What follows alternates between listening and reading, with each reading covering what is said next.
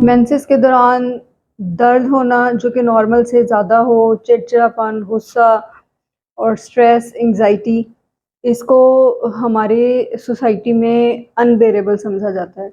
Usually ये कहा जाता है कि ये तुम्हें कौन-सा अकेली को हो रहे हैं, ये तो सबको होते हैं।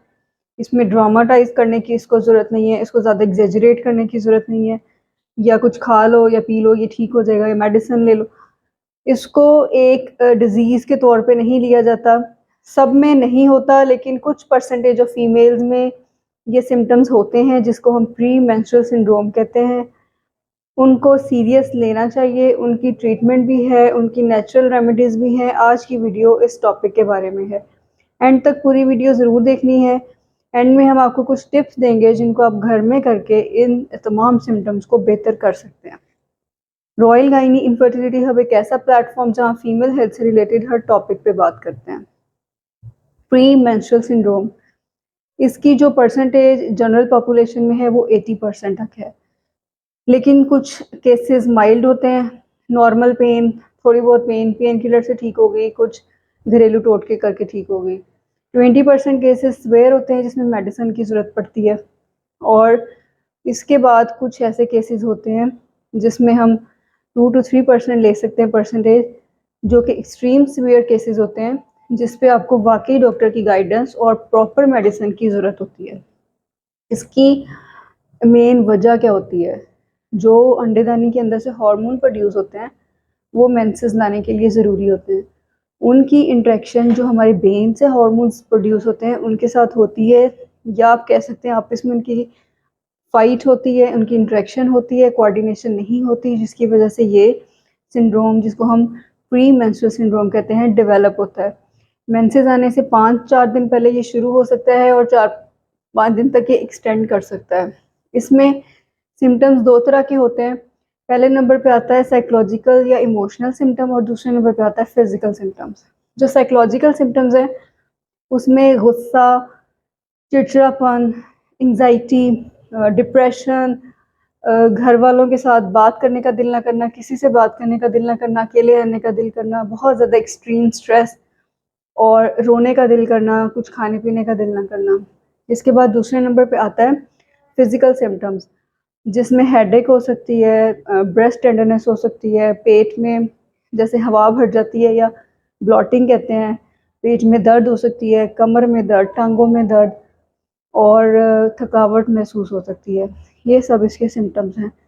इसकी कॉजेज़ और सिम्पटम्स की बारी आती है इसकी ट्रीटमेंट की। ट्रीटमेंट बहुत सिंपल है, जस्ट आपको पहले तो रियलाइज़ करना है कि कुछ परसेंटेज जो फीमेल्स हैं जो इसकी सीवियर फॉर्म को बर्दाश्त कर रही हैं, उनकी हमें हेल्प करनी है।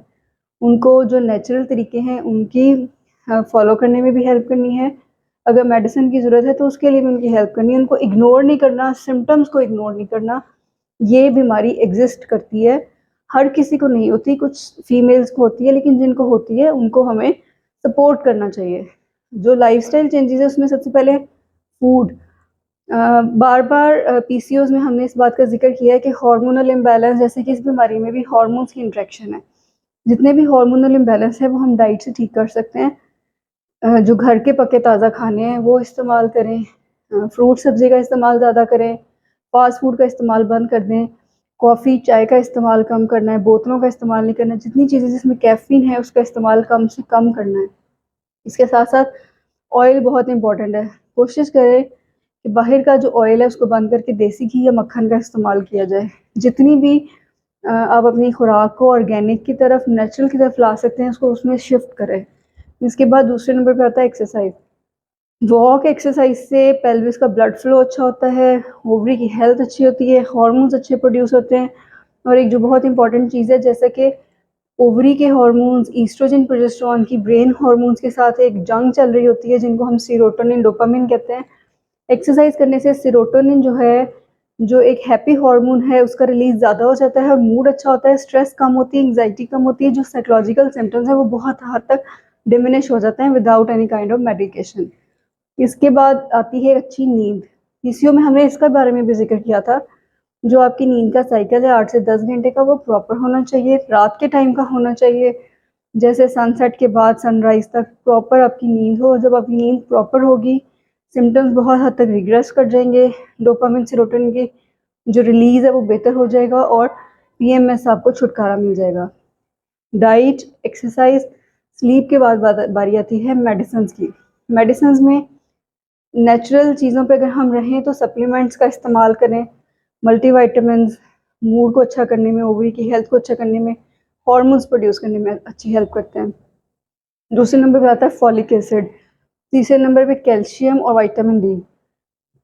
Multivitamin, folic acid, calcium, vitamin D चारों चीज़ें आप अपनी डाइट में भी ले सकते हैं। हरे पत्ते वाली सब्जियां, फ्रूट, जूसेस का इस्तेमाल करें, नट्स का इस्तेमाल करें, दूध दही का इस्तेमाल करें। कैल्शियम विटामिन डी वाली डाइट के बारे में मल्टीपल टाइम हमने आपको बताया कि किन किन चीज़ों में पाई जाती है, उनका इस्तेमाल ज़्यादा करें।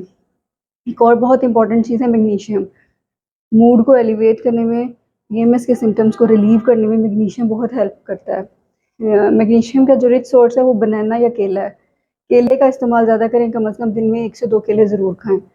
इसके बाद आती है बारी, अगर इसके ज़्यादा सिवेरिटी है, डॉक्टर के पास गए हैं, तो हम जो रिकमेंड करते हैं, हम पेन किलर्स रिकमेंड करते हैं। अक्सर साइकोलॉजिकल सिम्टम्स बहुत ज़्यादा हैं तो अक्सर एट टाइम्स हम आपको किसी भी अच्छे साइकोलॉजिस्ट के पास रेफ़र करते हैं।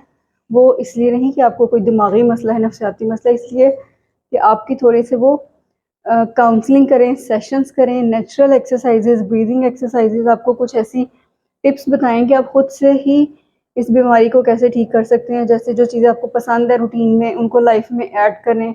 जो एक्टिविटीज़ पसंद है, कुछ सुनना पसंद है, कुछ ख़ास एक्टिविटी करना पसंद है, उनको ऐड करें। जो चीज़ें नहीं पसंद उनको कुछ अर्से के लिए स्किप करें ताकि मूड एलिवेट हो, सिम्टम्स कम हो। इसके बाद आखिरी नंबर पे आता है ओसीपीज़ या फिर कॉन्ट्रासेप्टिव पिल्स, हम वो भी दे सकते हैं। एक बहुत इंपॉर्टेंट चीज़ जो हम पीएमएस में देते हैं और बहुत अच्छे रिजल्ट आते हैं वो इवनिंग प्राइमोज ऑयल है। कैप्सूल्स इजीली अवेलेबल हैं, लेकिन आपको वो लेने से पहले डॉक्टर के पास जाना है, प्रॉपर सिम्टम्स बताने हैं, सिम्टम्स को चार्ट बनाना है कि मुझे ये सिम्टम्स होते हैं, इस दिन शुरू होते हैं, इस दिन ख़त्म होते हैं, ये इनकी सिवियरिटी होती है, ये मुझे लेना पड़ता है, इसके साथ ठीक होते हैं और इसके साथ ठीक नहीं होते। फिर इसके बाद डॉक्टर आपको प्रॉपर जो मेडिसिन हैं वो रिकमेंड करते हैं, आप वो लेते हैं और इंशाल्लाह 3 से 6 महीने में पेशेंट्स जो हैं वो बहुत अच्छी तरह अपने सिम्टम्स से रिकवर कर जाते हैं। Thank you.